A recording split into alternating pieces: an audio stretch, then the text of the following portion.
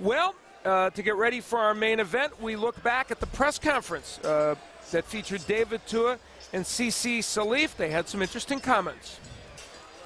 I can't wait the bells ring. David, just be ready, brothers. I just can't wait. I'm ready. I've been ready. Since I get a call from City Kushner, it's not even about money, but the opportunity. I've been struggling a long time. Come to America '97, waiting. Finally, it's the time. I can't afford to let myself down. Just like to acknowledge the young man that I believe will bring the best out of me. Young man that I worked with in the beginning of my professional career, and the young man is Roger Bloodworth. It certainly is an honor and a privilege to work with this man, and I'm doing a lot of things that I've always known that I was capable of, but somehow I wasn't able to pull it off, and maybe I wasn't allowed to do it.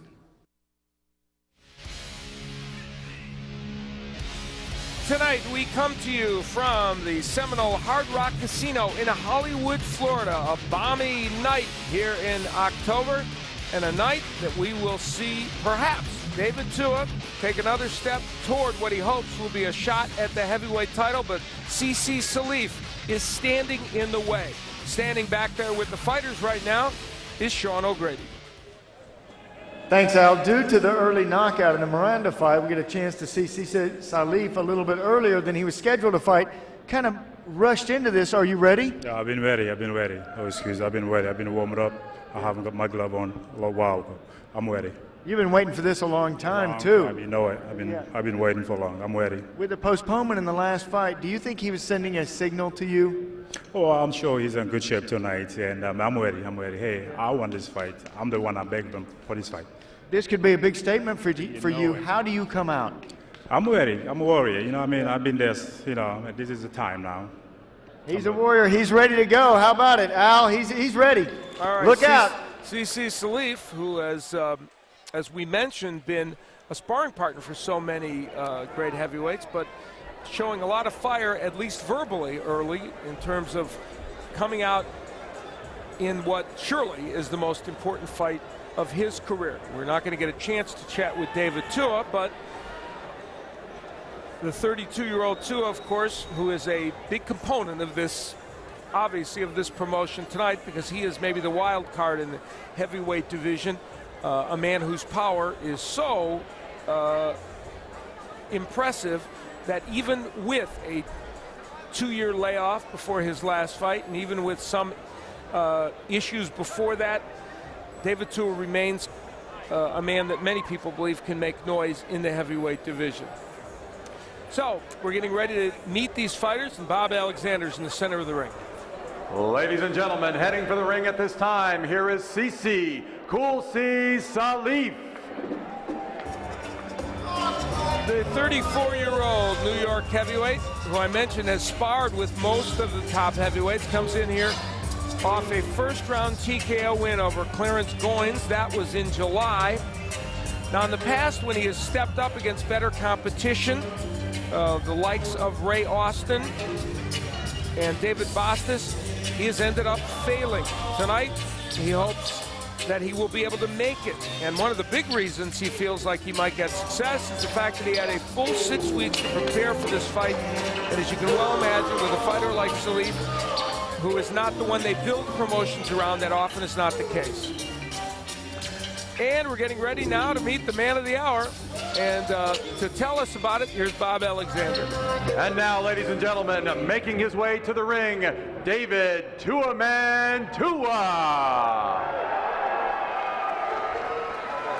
Well, David Tua, at age 32, trying to make another run at a heavyweight title. He has twice had an opportunity to fight for the title, and he would like to do it again, that's for sure. He has had only one fight in the last 2.5 years. That was his last win against Talmadge Griffiths, and as he enters the ring, clearly he knows that every single fight means a lot to him, and Sean, he believes he has enough in him to make another run at the title. And at 32, I do as well. He is a very skillful fighter. He says, I make no excuses when I fight. I get in there to knock out my opponents. Never been down. He has been hit, he's been hurt, and he fights back. This guy is he's a bull in the ring, and he is fun to watch. He's the one that possesses the power that's been missing from this heavyweight division since Tyson. All right, we'll see if this could be another step for him or if Cisse Salif can derail his train. Let's go to Bob Alexander right now. Ladies and gentlemen, from the Hard Rock Live Arena here at the Seminole Hard Rock Casino, it's time for the bout you've all been waiting for. It's brought to you by Warriors Boxing Promotions in association with the Seminole Tribe of Florida and Cedric Kushner Promotions. This is your main event of the evening. 10 rounds of boxing in the heavyweight division. Your judges scoring this fight at ringside are Rocky Young, Bill Ray, and Mark Streisand. Your referee in charge of the action is James Waring. Introducing first, fighting out of the blue corner, wearing the red trunks. He weighed in at 263 pounds. His professional record, 17 wins, 4 losses with 2 draws, including 16 wins by way of knockout. He comes from the Big Apple, New York City, New York. Here is Cisse Salif.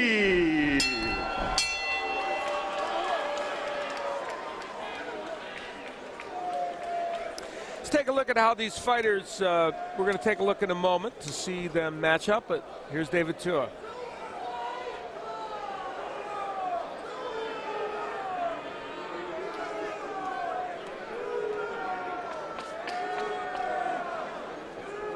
All right, there's our look at how these fighters match up.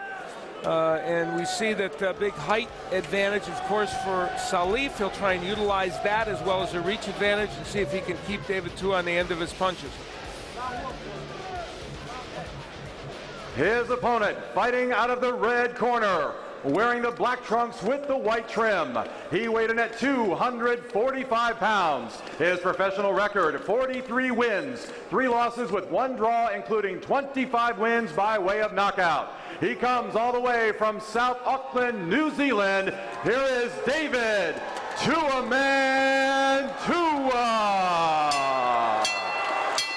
10 rounds of boxing in the heavyweight division. Referee James Waring with the instructions.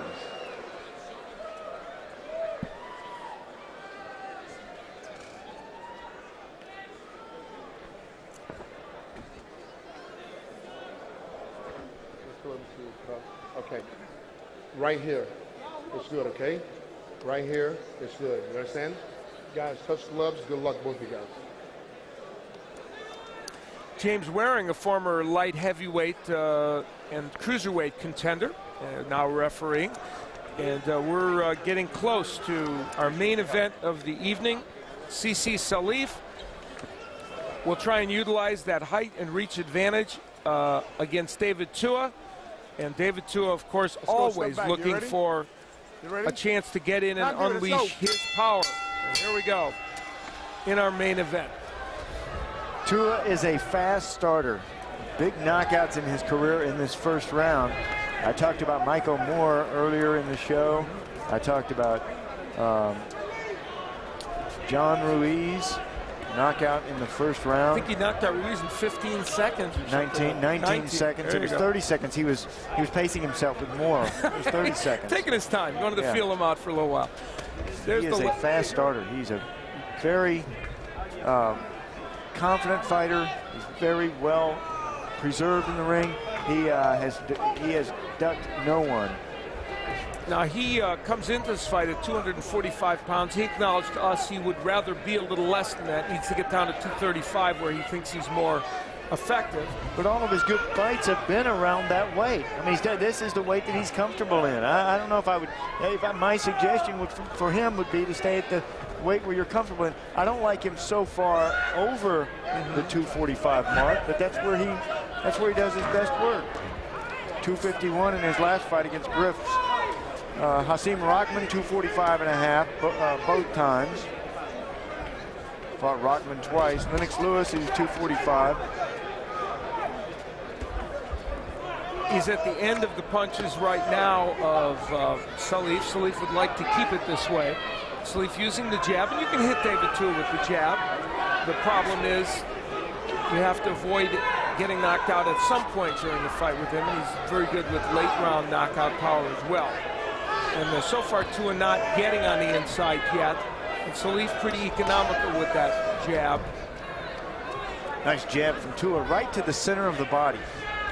Kind of an establishing shot. You put it in the center, and you can go over the top. You can come underneath with the right hand. And also get your opponent off balance. Salif still using the jab here in round one. For the most part, he's been effective with it. It's kept David Tua at bay, and Tua himself hasn't exactly been rushing in to make something happen.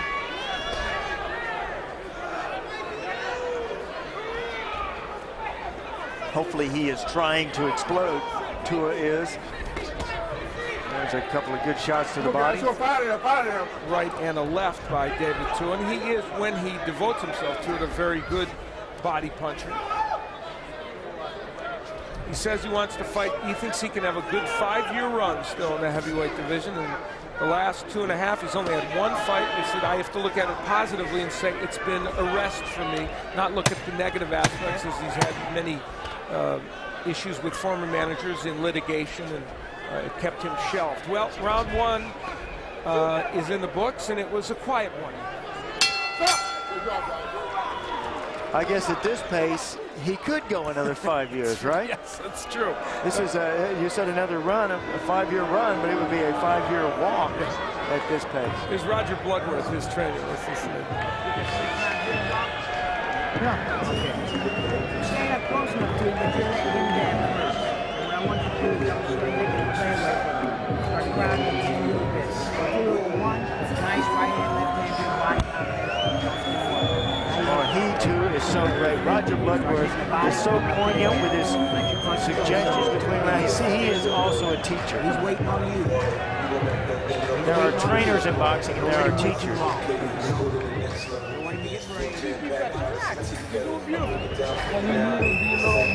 Cisse Salif, Rodney Kreisler.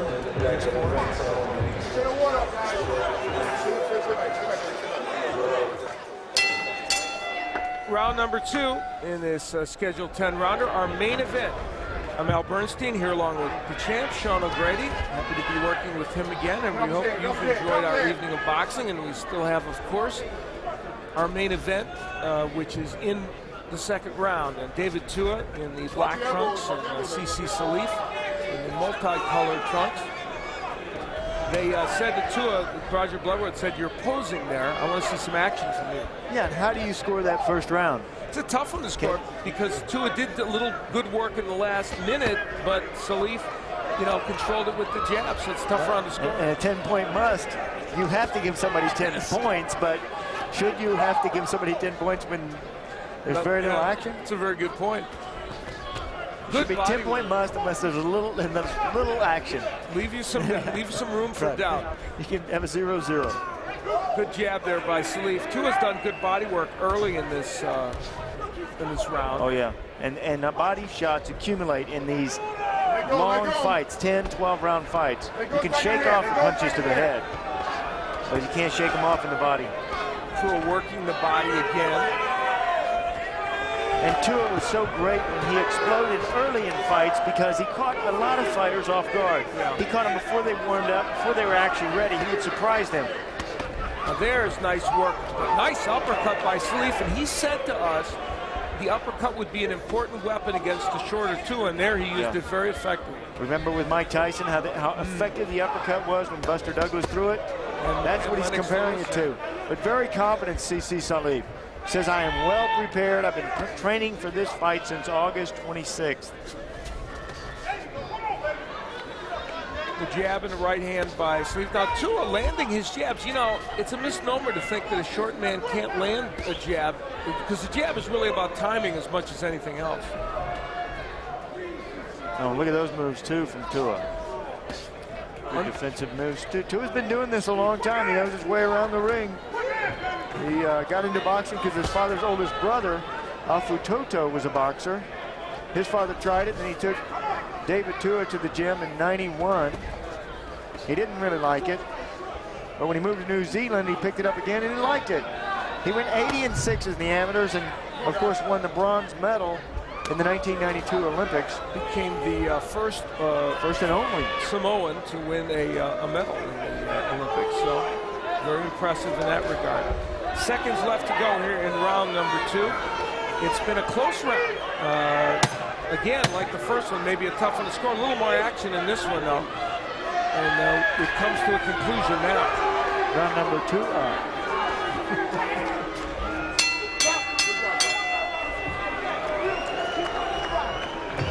Well, they're hearing it from the crowd, too. Cisse Salif. That's okay for Cisse. This is what he wants. He wants to get into the mode of the fight, get past those first couple of rounds. He realizes how dangerous David Tua is early in a fight. Let's get a few rounds in there about now. The thing about David is he's also dangerous late in fight. Here is a nice uppercut from Salif. He said he was going to use that all night. And we'll see if he continues to use that. A great weapon against a shorter fighter who rushes in like David. Listen to me.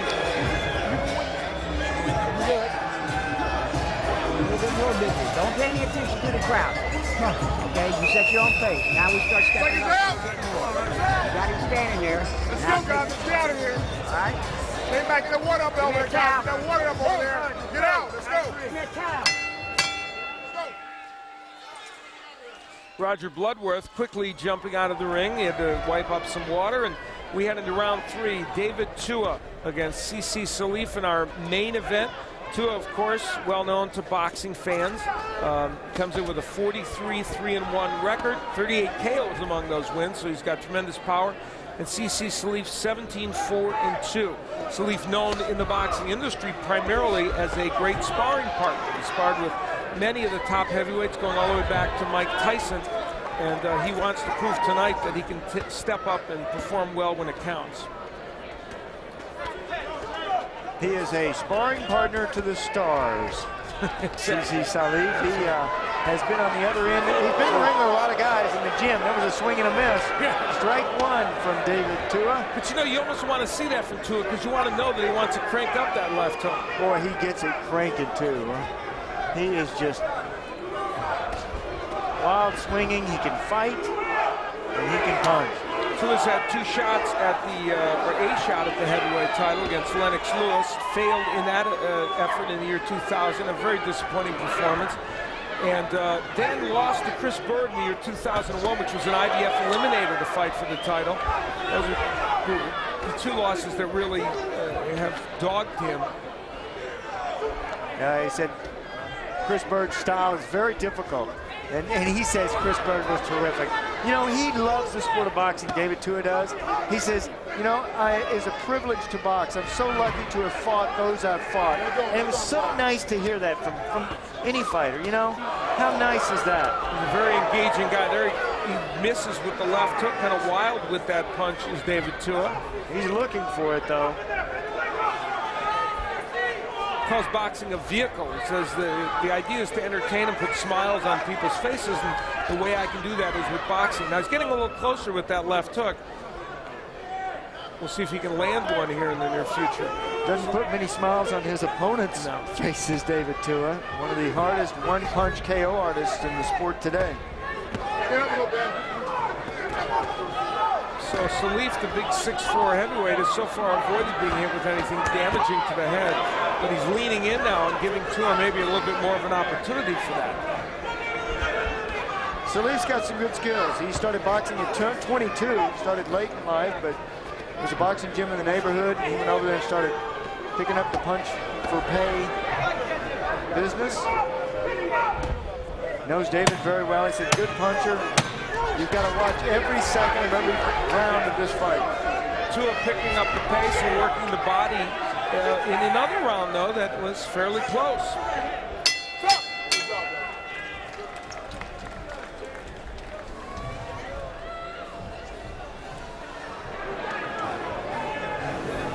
There is Roger Bloodworth with David. David at the end of that round shaking his right hand like there may be a little problem with it. You know, when inside those gloves, when you hurt your hand, when you got a hand that's injured, you shake, you try to shake the pain out of it. It looked to me like that's what he was doing. Well, he sure winds up when he punches too, David. Listen to me, wake There's up, Cisse look at me. Salif getting You have hit to shoot the over there in right the hand, corner. Look at this. and when you turn it, big wide right hand, swing right, from baby? David. He is looking for that left hook. Just like in David practice. coagulant, a little blood from inside the nose. So they put coagulant on that Q-tip when they force it up the nose. Seconds out, let's go. Get out of there, get down, right? Get down. Wipe the water over there. Let's go, get out of there.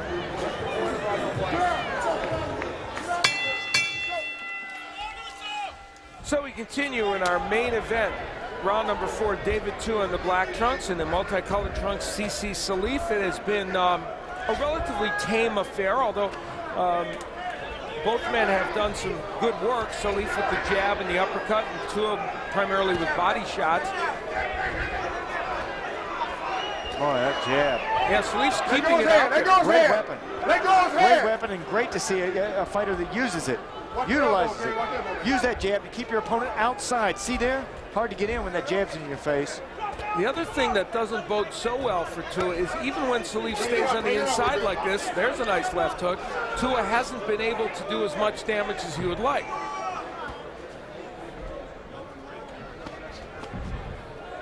And we remind you again, though, that there have been many fights like this for David Tua where he has just glided along, and then all of a sudden he will blast his opponent with a shot. It happened against Talmadge Griffiths in his last fight, a knockout in 10. It happened against Frezza Kendo, which he knocked him out in 9 rounds, and it happened against Seem Rockman in their first fight back in 1998.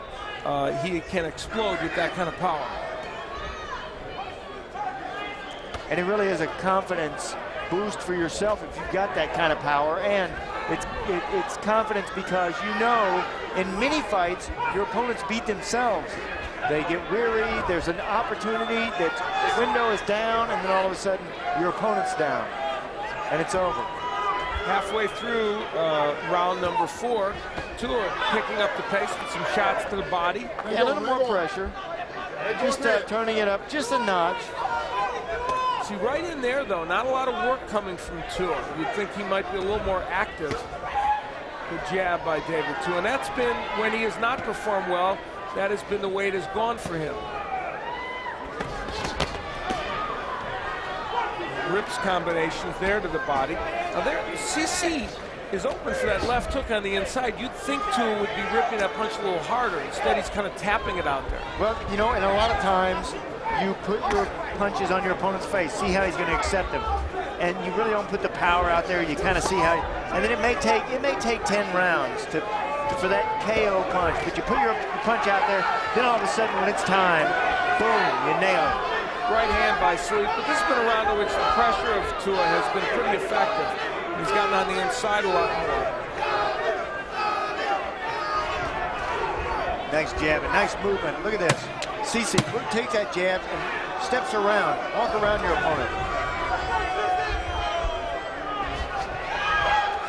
So round 4 comes to a close.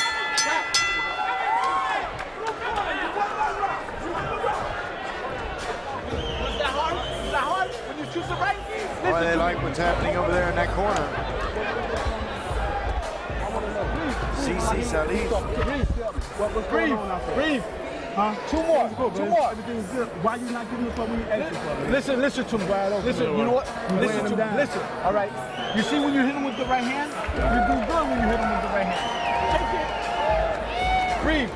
Cisse. You hit him with a good right hand. We said no. Body a little bit more. Right here, right hand, left hand. Then look for the uppercut. Let your body. I'm not saying that, Cisse. I'm not your life. Opportunity of a lifetime. He's there to be beat. It's right there. Deep breath. They are trying some things over there in that corner too. You heard him try the right hand. You see what's happening with it. Strategy. We're headed to round 5 of this heavyweight encounter. David Tua, longtime heavyweight contender, though coming off a 2-year layoff. He had a fight back in March. That was the first fight he'd had in 2 years, so it's been, in the last 2.5 years, only 1 fight for him, and he's trying to be more active and get back into the heavyweight mix, taking on Cisse Salif, 34-year-old who hopes this is his springboard to making something important happen in his professional career. We've seen one upset already this evening. Zuri Lawrence beating Jameel McCline. And certainly Cisse Salif would like to add another one. Now. You can't bring with you.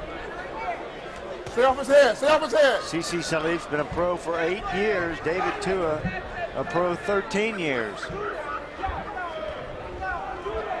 Short little jab on the inside by Tua. Not real active in there, though. Strong, hard jabs on the inside by Tua. Out jabbing the taller man. He cranks up that left hook in there. Little uppercut on the inside by Salif, a punch he wanted to use a lot of in this fight. Hasn't used it that much, but certainly he's used the jab a lot. He really has forgotten that uppercut, hasn't he? Yeah. How easy it is to remember that. You know, it comes back to training, listening to your corner. Remember, they were telling him in the corner between rounds that overhand right is working well too. But I agree with you, the uppercut has been missing. Just landed a straight right hand, did Salif. This fight's kind of meandering along at a pace that, as you pointed out earlier, Sean, kind of suits Salif. Whether he's winning all these rounds or enough of them remains to be seen. Tua's doing a lot of good work here, but it's a fight that allows him to hang in there, that's for sure.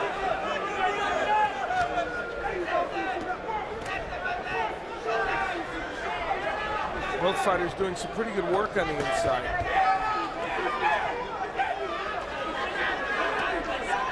Against taller opponents, oftentimes Tua kind of buries his head in the chest of the opponent and can't get anything off. That really was a problem for him against Chris Bird in their fight. Yeah, remember in football you had form tackling. Well, I call it form boxing. You put your head on your opponent's chest and bomb away. He does a nice job of hitting the body, but he's got to do it more. Tua does. There's that uppercut. Another one by Salif. Hurting David Tua, though, is next to impossible. He has an unbelievable chin, so you have to outpoint him. Seconds remaining here in round 5. A pretty interesting and close round in this heavyweight matchup.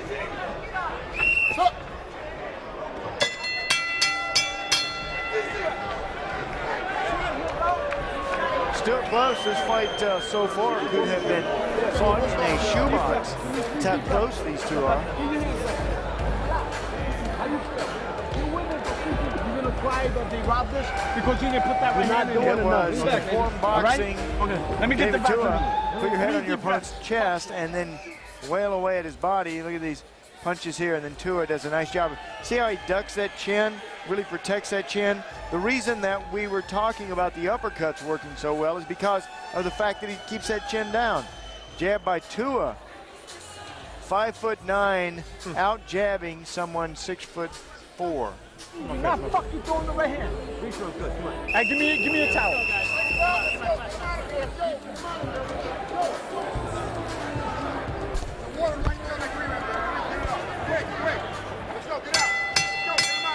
All right, we have reached the halfway point, and now we move on as we forge ahead in round 6 of this fight. And I think we quite clearly heard they want the right hand in no uncertain terms in Cisse Salif's corner. Salif coming into this fight with a 17-4-2 record, and David Tua 43-3-1. Tua a big knockout puncher, 38 KOs in those wins.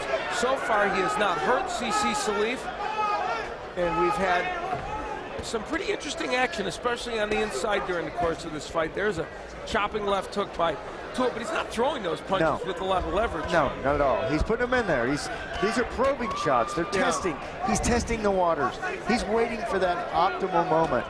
See, he's coming out with a little more intensity in this round. His punches are crisper. You're right, and Salif's helping him out by staying on the inside. There's a nice left hook. Yes, well, he is. Your point's well taken. Now, Tua is ripping that left hook to the head with a little more intent to hurt. Oh, there really is a system to this madness. Make your opponent stand in there with you, and then you explode on him. Don't waste your big shots when you don't hit your opponent. Remember that big swing that he took back in the 3rd round that missed? Nice left hook and an uppercut by Salif, and then a short chopping right on the inside by Tua. So Cisse Salif making Tua's job a little easier here, though, by staying on the inside with him and not using his height and reach. Right, and where's that jab? Where's that left jab that Cisse utilized? Can't throw it from there. You can't do it right on top of him. You can't use it. You can't use it. And who's fighting? Who's fighting? Who's imposing their will? The tall heavyweights that fight tall in this division win. And the tall ones that don't lose. We saw Dominic Wynn fight not tall against James Toney recently, laid on the inside with him and made it easy for Toney, and he lost the fight. We saw Vladimir Klitschko fight tall against Sam Peter and win that fight. And you must use, you know what, you're desperate in the ring. You use every attribute that you have, even the ones you were born with. Your height, your reach, your brain. Oh, good shot by David Tua on the inside. Now Salif is firing back. That was a great right hand by Salif. Can you hurt David Tua ever? Maybe. Turn it up. Look at the difference now, the complexion. Great round. Nice right again by Salif. Did he get to Tua? He pushed him back. Those were two excellent right hands. This has been a very good round 6. A lot of action inside there by these two heavyweights. And when Salif gave himself room to punch, the right hands were effective. But this is David Tua's fight. Head-to-head, nose-to-nose, and glove-to-glove. They wanted the right hand from Salif, and when he threw it in this round, he was very effective. Will we see more of it? A good round 6. A lot of action. You know they're going to call for that right hand. We'll listen. They're going to call for that in Salif's round. Relax. Hey, beautiful. Hey, 3 deep breaths. That's all it is. Well, they call for the right hand, but they also are going to be calling for the left hook. Here's why. Look at this. Salif catching the left hook from Tua, but it was Salif with a left hook of his own in here too. Salif did really well. That good shots that round, but the tempo is changing. You gotta get tough in there. He's tired. Hey, come on, you act tough to mount an attack. Go right back, 3 and 4, right back there. Get mean, Cisse. Get mean. Get mean, and I tell you, Cisse Salif is a very nice fella outside the ring, but for him to get mean is going to take some doing. We move into round 7, and a very, very active and interesting round 6. And part of the problem with guys that get to be known as sparring partners is there's this phrase called sparring partner mentality, in which they simply don't go after a win. And they said it to us yesterday at the meeting. We need him to be angry in the ring. We need him to be aggressive, as they were telling him right there. He needs to go after Tua with not too much abandon, because you can get hit, but he's got to stay on the outside and throw punches with intensity. Here's Tua. Wow, 3 straight jabs, and those were excellent. As a sparring partner, you are paid to take a beating every day. You're not supposed to get the best of your sparring partner if he's a champion, and he's been in there. Cisse has been in there with a lot of champions in the gym. So you really it's kind of hard to get a gauge on where you stand in a fight, an actual fight, when you're trying to win the fight. He's so defensive in the gym. Now they're asking him to win.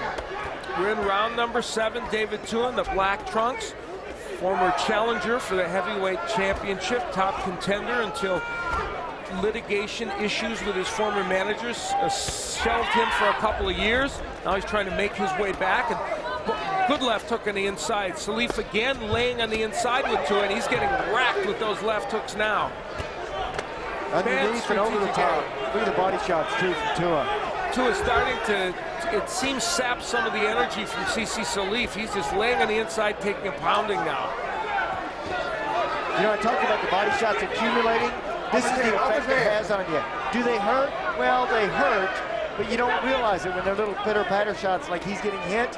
The effect of them is more detrimental to a fighter. They're more damaging than getting hit a hard shot.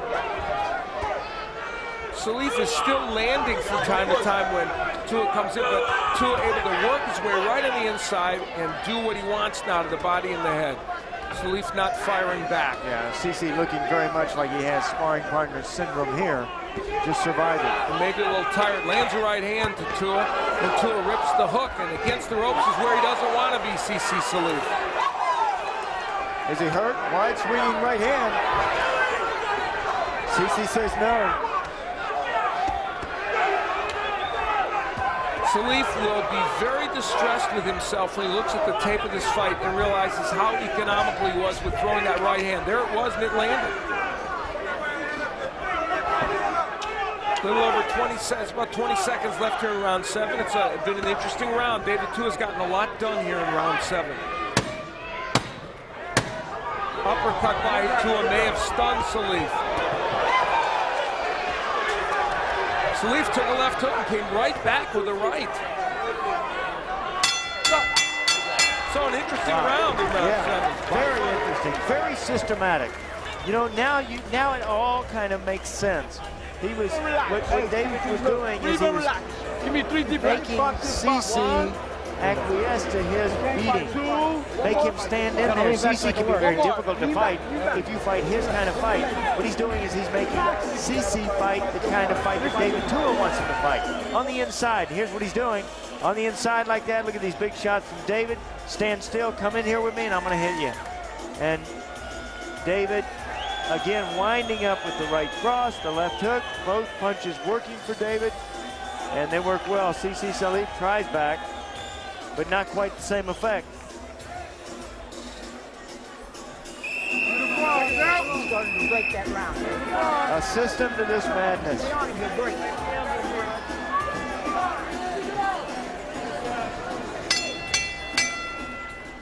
Round number 8. In this, our main event, David Tua taking on Cisse Salif, and in the last several rounds, things have changed a bit. Early in the fight, Salif was able to be effective from the outside. In the last several rounds, it's been Tua getting on the inside and doing some serious damage. Neither man has been down in this fight. There have been no cuts, and the last 3 or 4 rounds have been very active and fun to watch. A lot of punches, a lot of effective punches from Tua. Just beating down every round with Cisse. Just a little bit behind. You know, just a step behind, like a sparring partner would be.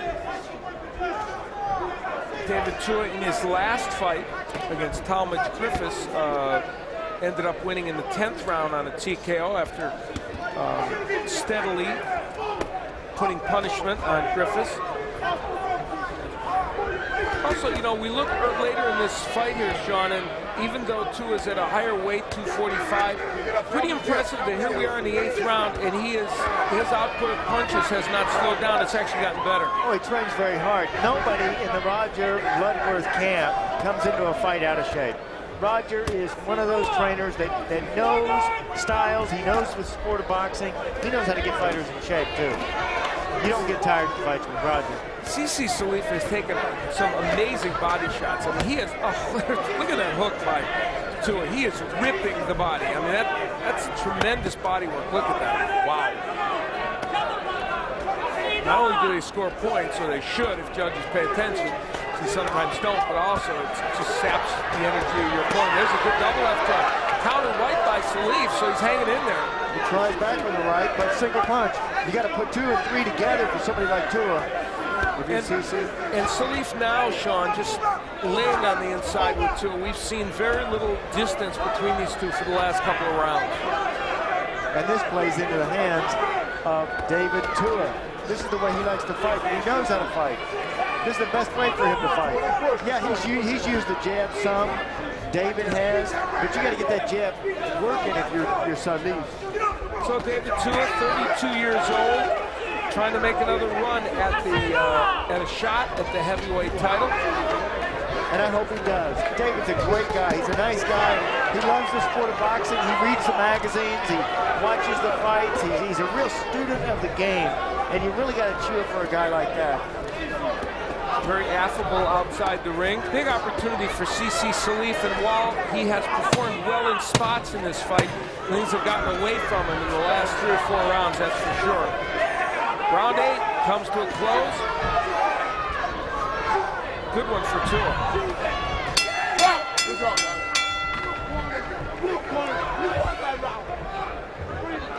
And for Salif, too, he's good. He's got a lot of good skills. He knows his way around the ring, but he is just a step behind. Let's listen.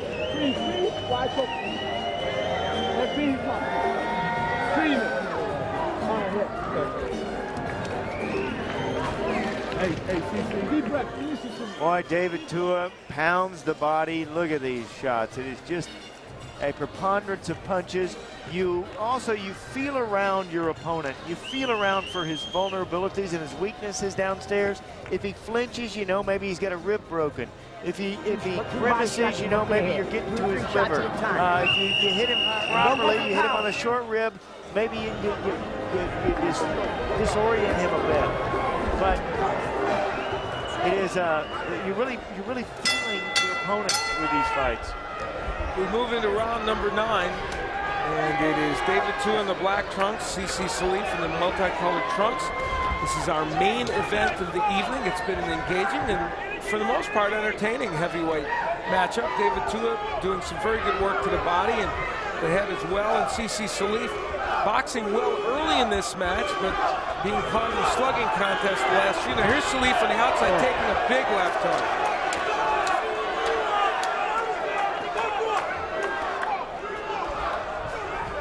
Big crowd on hand, and a lot of David Tua supporters with Tua-man shirts on. Big combination downstairs, some shoe-shine punches. Nice work from David. Tua working very effectively to the body. For a heavyweight fight, this is a good pace. Yeah, they've thrown a lot of punches, both men, Tua especially, and Salif especially with the jab early and right hands and uppercuts. Salif has been more inactive in the last 3 rounds. But good jabbing in this round. Yeah, and there's Tua coming forward with his own jab. Now Salif has gotten more room to punch, but hasn't really thrown that right hand. It's been Tua actually doing better damage from the outside in this round. Again, the hook getting in by Tua after he had done good work to the body.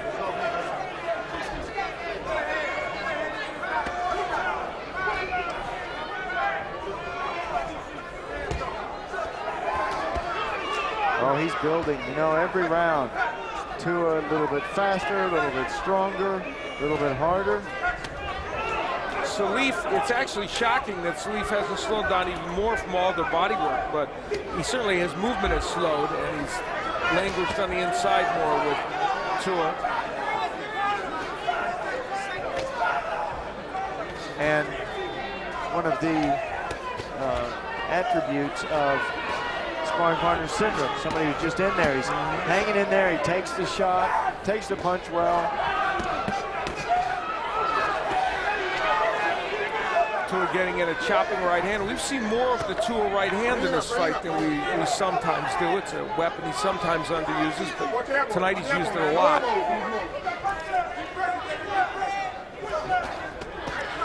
Salif, his last loss came against David Bastos. He only had 2 weeks' notice for that fight. It was a very close decision, one that he thought he might have won. That was a moment when he would have stepped up. Tonight was another. He hoped to step up. It's been pretty tough, though. I landed some good uppercuts there, which he's been trying to land through this fight, but not enough, certainly, to win him this round. And there's 1 round left to go in our main event.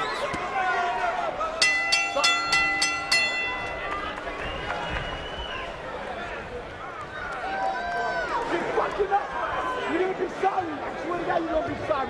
You're gonna say why you didn't win? Because you're not fucking acting tough. God damn it. You gotta be tough in there. You need this round.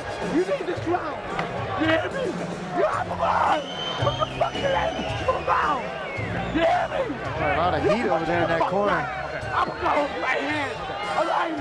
Get tough in there. Trying to fire his man up is Rodney Dreisler. You good? Okay. I want to see more pressure, but I don't want you walking up and standing up straight. A little head movement. Keep that. Listen, every time you jab, he backs up. It don't matter if you're hitting with it or not. Keep that left hand out in front of you. Look for the right hand on the body, the right hand over the Leave it on the ring, Lisa. Leave it on the ring. Run your hand. Okay? Run your hand. Yeah, you're doing fine. Water up down there. Go on there. Happy with what he sees. We're happy with what we see. Round number 10, an impassioned plea in the corner of Cisse Salif. Will it make a difference?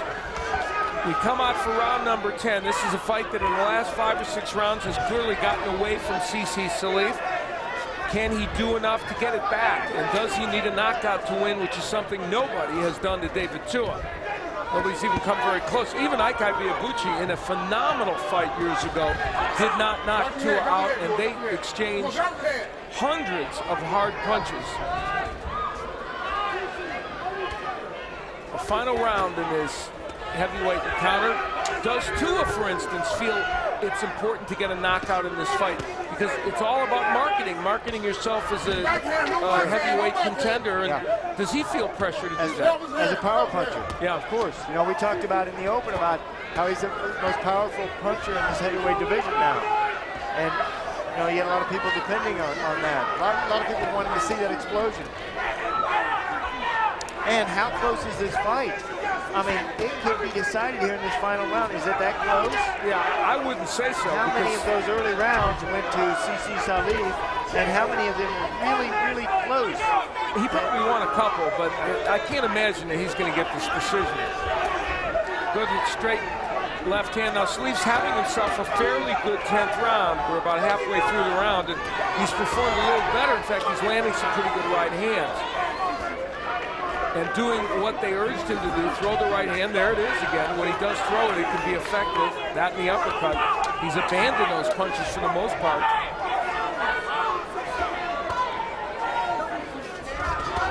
Oh, good left hook from Tua.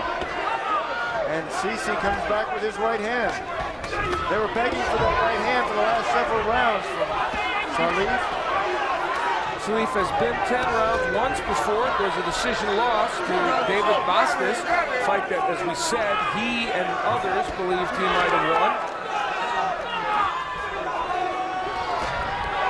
Again, body work by Tua.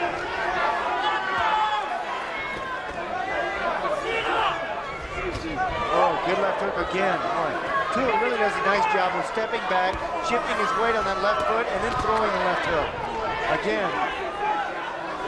Those have been very good left hooks. They haven't been the perfect Tua left hook, because if they were, probably Salif would be down. There's a beautiful hook by Tua. He's now getting that punch in with a lot of regularity.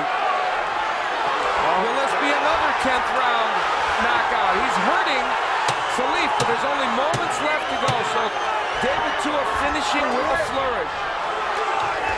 Good hook, hurts Salif, and another.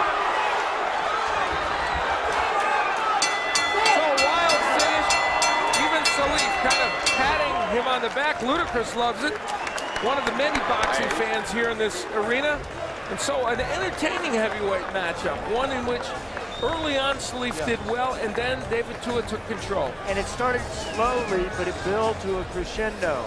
You know, and we all remember this final round more vividly. God, and a good final round. Trying to knock him out right there at the end. Thank you. Good job, man.